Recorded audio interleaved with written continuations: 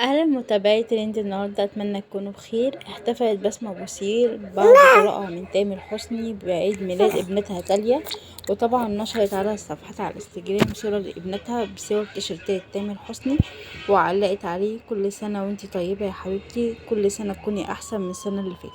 طبعا كلنا عارفين ان بسمة بوسيل اتطلقت طلاق رسمي من تامر حسني، ده بنشر حالة نشرتها على الواتساب، وتفاعل كتير اوي الناس معاها.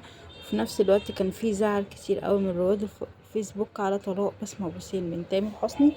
بس رغم كده كان تامر حسني رد جميل جدا على طلاقه، وقال: هنفضل أصدقاء